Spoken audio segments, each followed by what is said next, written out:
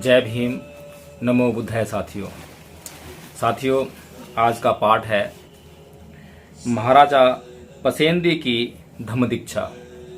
इस पाठ को पढ़ने से पहले आपको मैं बता दूं कि इस पाठ के बाद हम कुछ विशेष चर्चा करेंगे। जैसा कि मैं आपको बताता हूं कि आप मुझे कमेंट करके बताएं कि मेरे जो वीडियो है, जो पाठ है, जो उसका विश्लेषण किया है, या पाठ में से आपको कुछ समझ में नहीं आया है, तो कमेंट बॉक्स में आप लिख कर बताएं कि क्या आपको समझ में नहीं आया है या क्या गलत है और क्या सही है।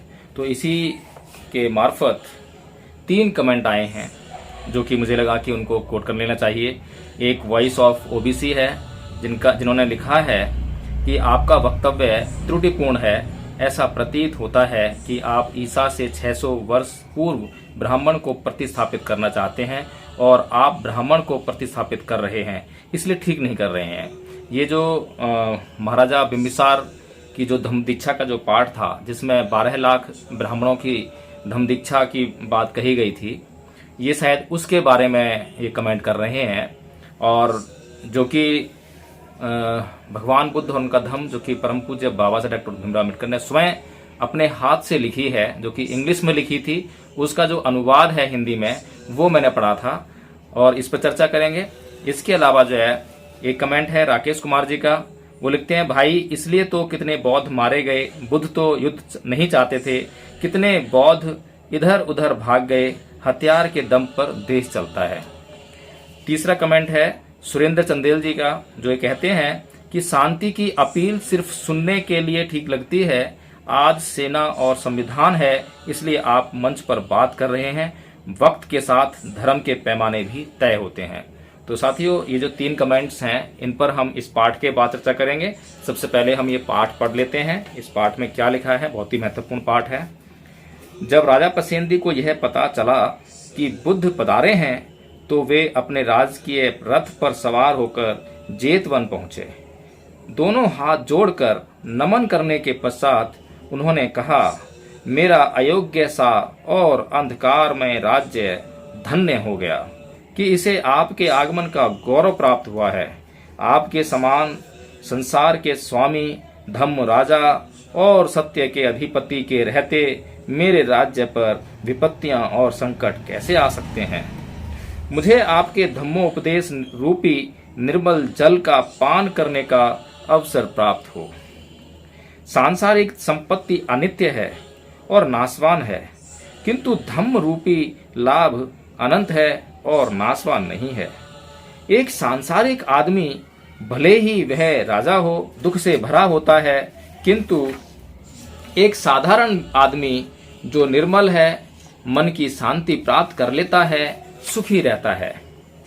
धन लोलुपता और काम भोग की प्रवृत्ति से दबे हुए राजा के चित्त की अवस्था को जानकर तथागत ने उपदेश दिया। जिनका जन्म निम्न स्थिति में हुआ है, वे भी जब किसी गुणवान आदमी को देखते हैं तो उनके मन में उसके प्रति आदर की भावना पैदा हो जाती है। तो फिर जिसने कुशल कर्म अर्जित किए हैं, ऐसे स्वतंत्र राजा को इससे और अधिक ऐसा क्या अनुभव करना चाहिए। और अब जबकि मैं संक्षेप में धम्म की व्याख्या कर रहा हूँ, तो महाराज मेरे शब्दों को सुने, समझें और उसे हृदयस्थ करें। हमारे कुशल यानी अच्छे या अकुशल यानी बुरे कर्म लगातार छाया की तरह हमारा पीछा करते रहते हैं। जिस चीज की सर्वाधिक आवश्यकता है वह है मैत्रीपूर्ण हृदय। अपनी प्रजा को अपनी इकलौती संतान के समान समझें। उन्हें उत्पीड़ित ना करें, उन्हें नष्ट ना करें। अपने शरीर के सभी अंगों को संयत रखें। कुमार्ग छोड़कर सन्मार्ग पर चलें। दूसरों को कुचलकर अपने को ऊपर ना उठाएं। दुखी को आराम दें और उसे मित्र बनाएं। ना तो राजकीय प्रतिष्ठा को अधिक महत्व दें और ना ही चापलूस लोगों की मीठी बातें सुने। अपने आप को काय क्लेश द्वारा पीड़ित करने से कुछ लाभ नहीं होने वाला, लेकिन धम्म पर चिंतन करें और सही सिद्धांत को समझें। हम चारों ओर से शोक तथा दुख और राग की चट्टानों से घिरे हुए हैं। और सद्धम्म पर विचार करने से ही हम इस दुख भरे पर्वत से मुक्त हो सकते हैं। तब अन्याय करने में क्या लाभ है? जो बुद्धिमान हैं वे भी शारीरिक ऐशो आराम की अपेक्षा करते हैं। वे कामनाओं से दूर रहकर अपने आध्यात्मिक अस्तित्व को विकसित करने में लगे रहते हैं। जब कोई वृक्ष भयानक आग से जल रहा हो तो पक्षी उस वृक्ष पर कैसे एकत्रित हो सकते हैं? जहाँ राग है वहाँ सत्य कैसे रह सकता है? इस ज्ञान के बिना किसी विद्वान की ऋषि के रूप में भले ही प्रशंसा की जाती हो, किंतु वह अज्ञानी ही है। जिसे यह ज्ञान प्राप्त है उसे ही सच्ची प्रज्ञा की प्राप्ति होती है। इस पय्या यानी प्रज्ञा की प्राप्ति ही एक आवश्यक उद्देश्य है। इसकी अपेक्षा जीवन की असफलता की द्योतक है। सभी मतों की शिक्षाओं का यही एक केंद्र बिंदु होना चाहिए, क्योंकि इसके बिना सब निरर्थक है। यह सत्य केवल पवजितों के लिए ही नहीं है, इसका संबंध प्रत्येक मानव से है। भिक्खु और गृहस्थ से एक समान है। भिक्खु में और गृहस्थ में मूलतः कोई भेद नहीं है। भिक्खु भी पतित होकर विनाश को प्राप्त होते हैं और ऐसे साधारण गृहस्थ भी हैं जो भिक्खु के पद तक पहुंच जाते हैं। कामना का ज्वार प्रवाह एक खतरा है जो सभी के लिए समान है। यह संसार को बहा कर ले जाता है। जो एक बार इसके भंवर जाल में फंस जाए उसका बच निकलना कठिन होता है। लेकिन पय्या यानी प्रज्ञा एक उपलब्ध नौका है और विचार शक्ति उसकी पतवार है। धम्म का यही घोष आपको मार रूपी शत्रु के प्रहार से बचाने के लिए पुकारता है। क्योंकि कुशल और अकुशल कर्मों के फल से बच निकलना असंभव है, इसलिए हमें कुशल कर्म ही करने चाहिए। हम अपने विचारों पर दृष्टि रखें ताकि हमसे कोई बुरा काम ना हो जाए, क्योंकि जैसा हम बोएंगे वैसा ही हम काटेंगे। प्रकाश से अंधेरे में और अंधेरे से प्रकाश में जाने का मार्ग है। अंधेरे से और भी अधिक गहन अंधेरे में जाने के भी मार्ग हैं और उदित प्रकाश से अधिक चमकीले प्रकाश में जाने के भी मार्ग हैं। बुद्धिमान मनुष्य ज्ञान रूपी प्रकाश का उपयोग करेगा, क्योंकि उसे और अधिक प्रकाश प्राप्त करना है। वह लगातार सत्य और ज्ञान की ओर अग्रसर होता रहेगा। वह लगातार सत्य के ज्ञान की ओर अग्रसर होता रहेगा। सदाचरण द्वारा अपनी श्रेष्ठता का प्रदर्शन करो और कार्य कारण सिद्धांत के अभ्यास द्वारा सांसारिक भौतिक वस्तुओं की तुच्छता पर गहराई से विचार करो और जीवन की अस्थिरता को समझो। अपने विचारों को ऊंचा उठाओ और दृढ़ उद्देश्य के लिए सच्ची श्रद्धा प्राप्त करो। राजधर्म के नियमों का उल्लंघन मत करो। तुम्हारी प्रसन्नता का आधार बाह्य पदार्थ नहीं, बल्कि तुम्हारा अपना मन ही होना चाहिए। इस प्रकार तुम्हारा यश आगे युगों तक अमर रहेगा। राजा ने बहुत आदर से तथागत के वचनों को हृदयंगम किया और जीवन पर्यंत उपासक बनने की शपथ ग्रहण की। तो साथियों, इस प्रकार से यह पाठ यहाँ पर समाप्त होता है। इस पाठ में सबसे पहले कुछ जो अंश हैं उसको ले लेते हैं। वैसे तो जो कमेंट्स हमारे पास आए हैं 3 कमेंट्स, उनका जवाब भी इसी पाठ में दिया गया है। इसमें एक चीज़ है, इसमें जो एक पॉइंट नंबर 6 है जिसमें लिखा है कि जिनका जन्म निम्न स्थिति में हुआ है वे भी जब किसी गुणवान आदमी को देखते हैं तो उनके मन में उसके प्रति आदर की भावना पैदा हो जाती है। तो फिर जिसने कुशल कर्म अर्जित किए हैं ऐसे स्वतंत्र राजा को इससे और अधिक क्या अनुभव करना चाहिए। तो साथियों, जब हम बुद्ध को नमन करते हैं और कहते हैं पाली में कि नमो तस्य भगवतो अरहतो सम्मा संबुद्धस्य, यानी कि मैं उन अरहत सम्यक संबुद्ध को नमन करता हूँ जिन्होंने अपनी 6 इंद्रियों पर नियंत्रण स्थापित करके अपने भीतर से सभी प्रकार के काम, क्रोध, मोह, लोभ, द्वेष, तृष्णा, ईर्ष्या आदि सभी बुराइयों को निकाल बाहर किया है और अपने चित्त को परिशुद्ध किया है। तो साथियों, ऐसी महानतम शख्सियत को हम लोग नमन नहीं करें तो क्या करेंगे? और ऐसी महानतम शख्सियत को नमन करना बिल्कुल बनता है, जायज है। जब आज हम किसी भी साधारण व्यक्ति जिसने कुछ ही पुण्य कर्म किए हों, अच्छे कर्म किए हों, उनके सामने हम श्रद्धा से झुक जाते हैं, तो ऐसे महानतम व्यक्ति को जिसने अपनी 6 इंद्रियों पर पूर्णतः नियंत्रण स्थापित किया हो और संसार को वह मार्ग उसका प्रशस्त किया हो, उस पर चलकर वह भी उस निब्बान रूपी मुक्ति को पा सकता हो, तो ऐसे शख्सियत को तो नमन करना बनता ही है। तो साथियों, अब कमेंट्स ले लेते हैं, और अगर इसमें से कुछ और यदि किसी को समझ में ना आया हो तो फिर से कमेंट बॉक्स में आप कमेंट करके बता देंगे कि क्या समझ में नहीं आया है। और इसी तरह की टिप्पणी आप कर सकते हैं, कुछ भी कटाक्ष कर सकते हैं।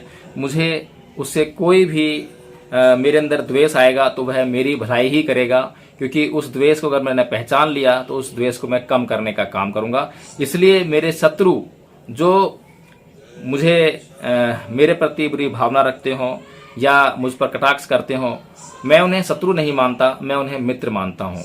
वे मेरे मित्रों से बढ़कर भी मित्र हैं, क्योंकि मेरे मित्र कभी मुझे वो मेरे अंदर जो दोष छुपे हुए हैं, काम, क्रोध, मोह, लोभ, द्वेष, तृष्णा, ईर्ष्या के, वे मुझे कभी भी उनको दिखाने का काम नहीं करते हैं, क्योंकि वो मेरे प्रति कभी भी अप्रिय वचन नहीं बोलते हैं जिससे कि मुझे द्वेष पैदा हो, क्रोध पैदा हो। लेकिन जो मेरे शत्रु हैं वे हमेशा ऐसे वचन बोलते हैं, ऐसे अप्रिय वचन बोलते हैं जिससे मुझे हमेशा क्रोध पैदा हो और मेरी जो मैत्री की भावना है उसमें विघ्न पड़े। तो साथियों, वे मेरे जो शत्रु जो ऐसा काम मेरे साथ में करते हैं तो मुझे बार बार आगाह करते हैं कि मैं किस प्रकार से अपने चित्त को शांत रखूं और उसे शुद्ध करूं। तो मैं इसीलिए आपको फिर से आमंत्रित करता हूं कि इस प्रकार किसी भी भाषा में, अच्छा हो कि भाषा शालीन हो, सभ्य हो, लेकिन आप कितनी भी द्वेष से भरकर आप भाषा लिख सकते हैं, मुझे कोई दिक्कत नहीं है, मैं उसे पढ़कर आपको उसका उत्तर अवश्य करूंगा।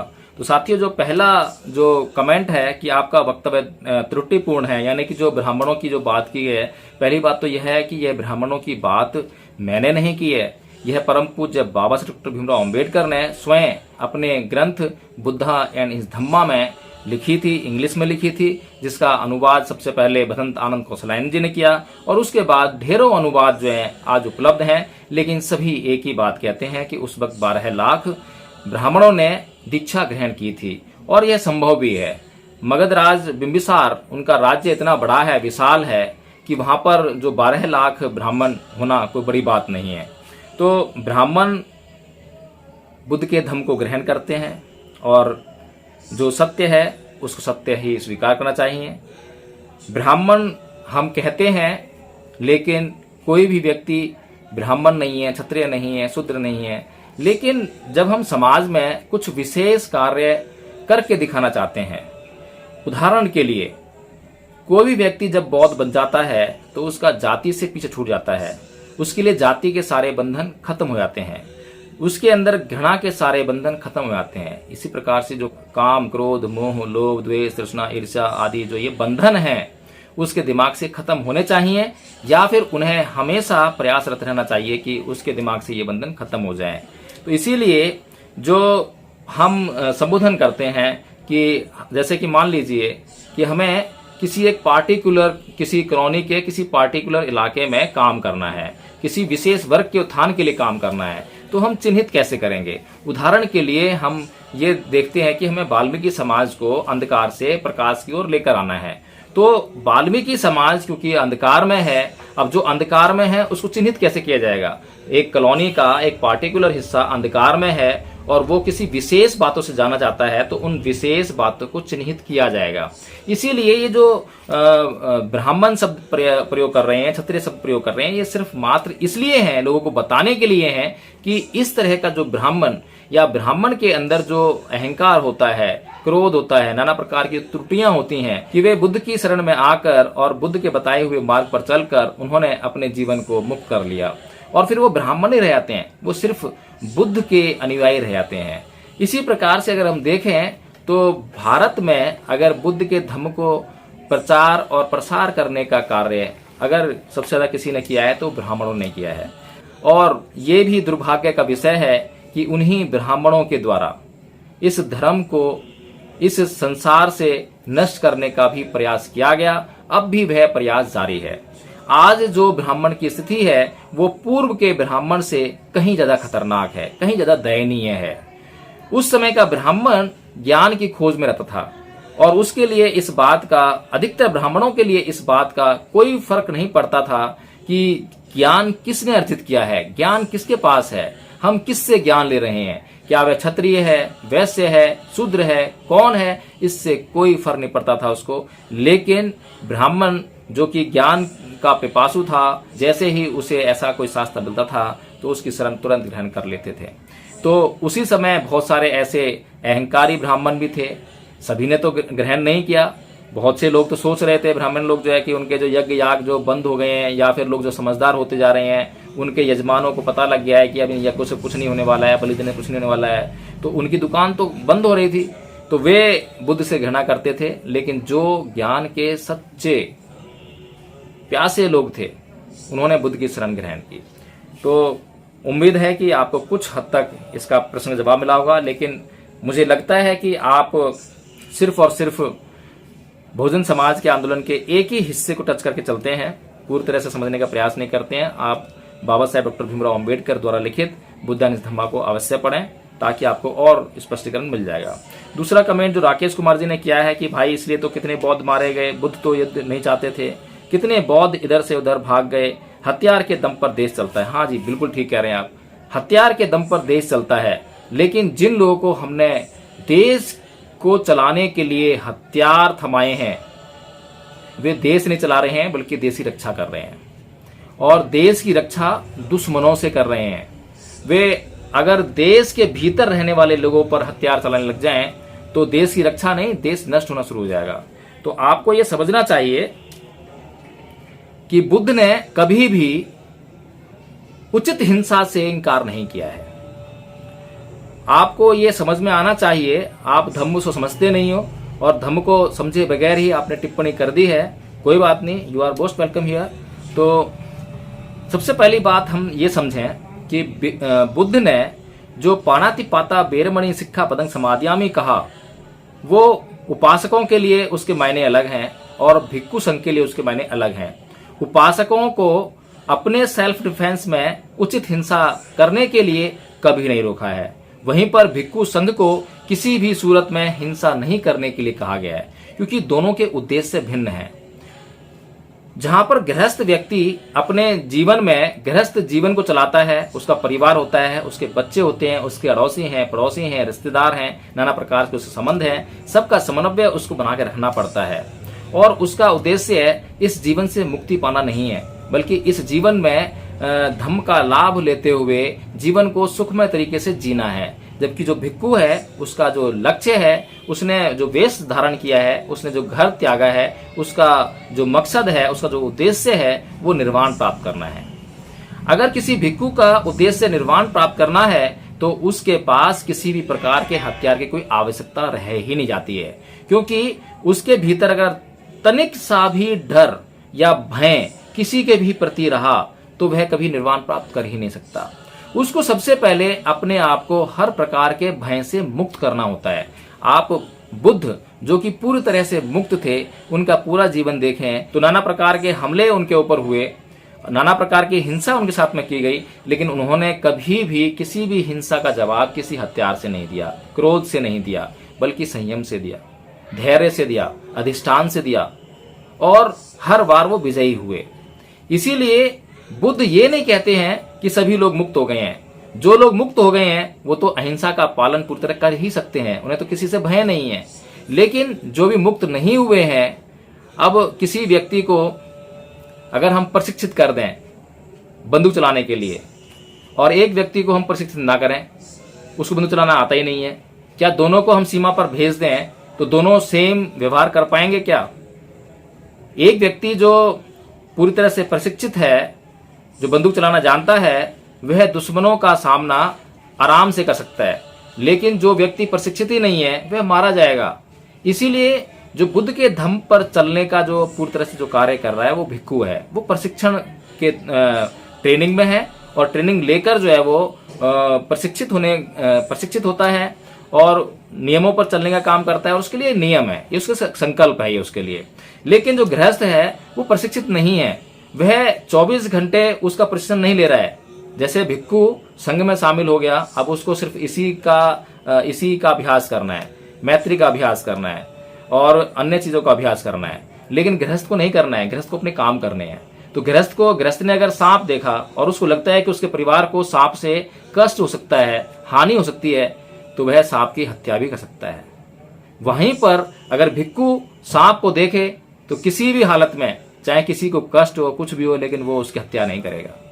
वह प्रयास करेगा कि उस सांप को पकड़कर या सांप को वहां से किसी उचित स्थान पर भेज दे। लेकिन कभी भी जिन व्यक्तियों के अंदर पूरी तरह से मैत्री स्थापित हो जाती है, उन्हें किसी से भय नहीं रहता। कोई भी विषैला पदार्थ या विषैला जीव उनको जो है नुकसान नहीं पहुंचाता है। इसको आप जब समझ पाएंगे जब आप अपने भीतर मैत्री धारण करने का अभ्यास करेंगे। एक छोटा सा काम करके देख लेना आप जो है कि जब कोई आपको गाली दे तो आप मुस्कुरा कर देख लेना। जब कोई आपको गाली दे तो आप हंसकर, बिल्कुल स्थिर होकर, मुस्कुराकर आप उनसे जरा गाली देने का कारण पूछ लेना। बस इतना कर लेना। ये जो बात बताई है, इस बात का मतलब ये नहीं है कि आपके अंदर मैत्री आ गई है, लेकिन इतना भी करके देख लेना, आपको उतनी ही जो बात है, जिस बात में मैत्री है, शब्दों में ही मैत्री है, उन शब्दों का ही प्रभाव आपको स्पष्ट हो जाएगा कि उन शब्दों का कितना फर्क है। आप कभी करके देखिएगा ये जो है। तो जो लोग दिन रात मैत्री का अभ्यास कर रहे हैं और अपने आप को मैत्री से परिपूर्ण कर रहे हैं, तो उनको कौन सा जीव हानि पहुंचा पाएगा। तो ये समझने वाली बात है।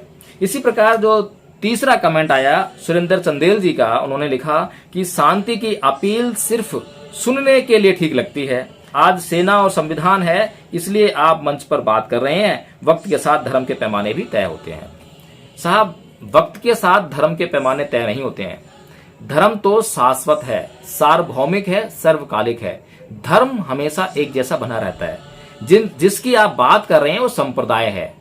वह जो हर पल बदल जाए, कपड़े पहनने से बदल जाए, या फिर जो आपने मूछें रख ली, दाढ़ी रख ली, आपने बाल किस पर रखे हुए हैं, इन बातों से बदल जाए, किन लोगों के साथ में आपने गुट बनाया है, इस बात से बदल जाए, किन मंत्रों का आप उच्चारण कर रहे हैं, क्या शब्द बोल रहे हैं, इन बातों से जो बदल जाती है चीज, वो संप्रदाय है, वो धर्म नहीं है। धर्म क्या है? धर्म है सब पापस्य अकर्णं कुशलस्य उपसंपदा स्थित परियुत्पन्नं एतं बुद्धानुशासनं, कि किसी भी प्रकार का बुरा कर्म न करना और सभी प्रकार के अच्छे कर्म करना, और बुरे और अच्छे के भेद को पहचानने के लिए अच्छे और सच्चे चित्त का निर्माण करना, उसका संचय करना, ये धर्म है। धर्म की परिभाषा जो है वो बिल्कुल डिफरेंट है। धर्म आपको जो है हर जगह मिल जाएगा, लेकिन जो आप बात कर रहे हैं संप्रदाय, वो हर जगह नहीं मिलेगा। हिंदुओं में हिंदुओं संप्रदाय मिलेगा, मुसलमानों में मुसलमानों का मिलेगा, सिखों में सिखों का मिलेगा। और इनकी खासियत ये है कि हिंदू संप्रदाय के लोग हिंदुओं को ही पसंद करेंगे, मुस्लिम संप्रदाय के लोग मुस्लिम्स को ही पसंद करेंगे, सिख समुदाय के लोग सिख समुदाय में ही पसंद करेंगे। वे हो सकता है कि आपके साथ में मैत्रीपूर्ण व्यवहार करें, लेकिन वो हमेशा ये चाहेंगे कि आप भी सिख बन जाएं, आप भी हिंदू बन जाएं, आप भी मुसलमान बन जाएं, आप भी ईसाई बन जाएं। हर एक व्यक्ति की यही चेष्टा रहती है कि वो मेरे गुट में शामिल हो जाए, वे मेरे मत को स्वीकार कर लें, वे मेरे विचार को स्वीकार कर लें। इस प्रकार की जो बातें हैं वो सांप्रदायिकता है। लेकिन जो व्यक्ति इन बातों से कोई संबंध नहीं रखते हैं, लेकिन लोगों में गुणों को पैदा करने का कार्य करते हैं, लोगों को अच्छे काम करने के लिए करते हैं और एकदम छोटे प्रेरित हैं, धार्मिक लोग तो आपको चाहिए। और हम इस बात क्योंकि सेना और संविधान है, तो सेना शांति के लिए है, सेना अहिंसा के लिए है, सेना हिंसा के लिए नहीं है। आप हिंसा को हिंसा से कभी भी समाप्त नहीं कर सकते हैं। ना ही वेरेन वेराने समन्तित कुदाचनं अवेरेन चै समन्ति ऐस धम्मो सनातनो, यानी कि वैर से वैर कभी शांत नहीं होता। आप भी इस बात से इनकार नहीं कर सकते। क्रोध से कभी क्रोध शांत नहीं हो सकता। हमेशा क्रोध को शांत करने के लिए उसमें क्षमा चाहिए, हमेशा वैर को शांत करने के लिए अवैर चाहिए, तभी शांत हो सकता है। आप कितना प्रयास कीजिए, आप सेना से कब तक जीतेंगे? सेना का इस्तेमाल होता है। और बुद्ध के साथ में आप देखें, महाराजा कौशल के जो कौशल प्रदेश था, जो उसके महाराजा थे पसेंदी और मगधराज बिंबिसार थे। दोनों के राज्य में सेनाएं थीं। बुद्ध के ये अनुयायी थे, लेकिन बुद्ध ने क्या इनको कभी सेना रखने से मना किया? लेकिन एक बार, दो बार बल्कि ऐसे संदर्भ स्थापित हुए, ऐसे प्रकरण हुए कि एक बार राजा पसेंदी के सेनापति और उनके जो सेना के कुछ लोग, वहां जो युद्ध होने वाला था, उससे भाग कर और भिक्खु बन गए, भिक्खु संघ में शामिल हो गए, उनकी पवज्जा भी हो गई। और ये शिकायत आई बुद्ध के पास।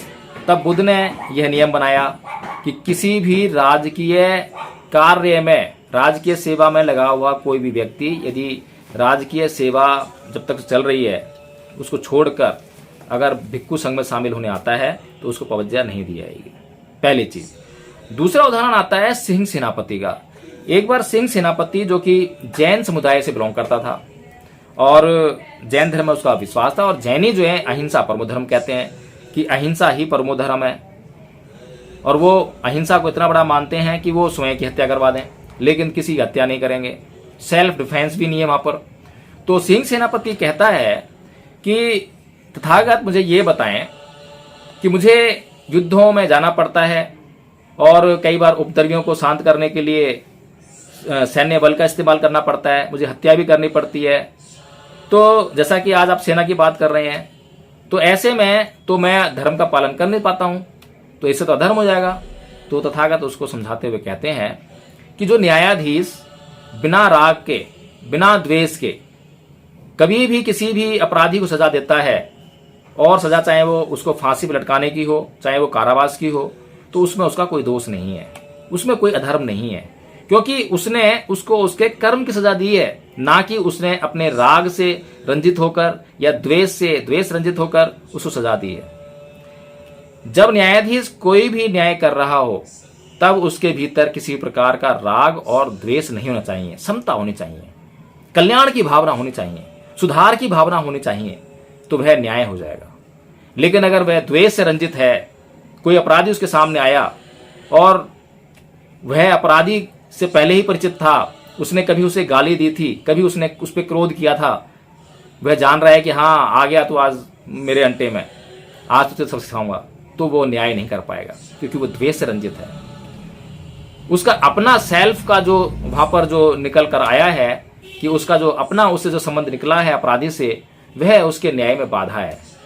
तो इसीलिए ये समझना चाहिए सुरेंद्र कुमार चंदेल जी कि आपने लेकिन हमें सब देखेंगे, हमें शांति की करनी पड़ी, हिंसा की करनी पड़ी, लोगों को सामने बनाना पड़ा। आप खुद देखिएगा, अगर आपका हिंसात्मक हो, गाली गलौज करना हो तो आप उसे कैसे शांत करेंगे?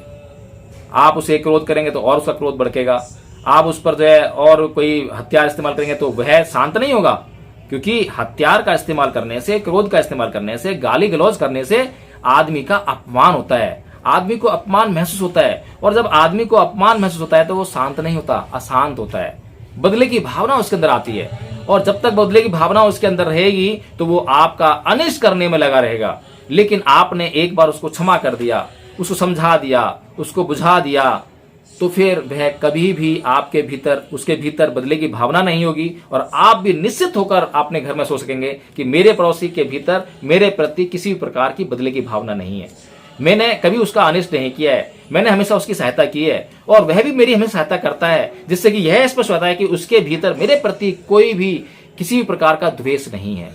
तो इस प्रकार की हमें जो है व्यवस्था को पैदा करना है। आज हर व्यक्ति राग और द्वेष की आग से जल रहा है, जिसके कारण समाज जो है हिंसा की आग में जलने के लिए मजबूर है। वो इसीलिए मजबूर है कि जो 3 कमेंट्स मैंने पढ़े हैं उसमें द्वेष ही द्वेष है, द्वेष ही द्वेष है, कहीं पर मैत्री नहीं है। आप एक बार मैत्री को धारण करके देखिए, और बात करनी हो तो और भी आप स्पष्टीकरण के लिए मुझे कमेंट्स में लिखिए कि आपको और क्या इसमें समझ में नहीं आया है, मेरी बात में और क्या आपको गलत लगा है। तो आज मैं वीडियो काफी लंबा हो गया है,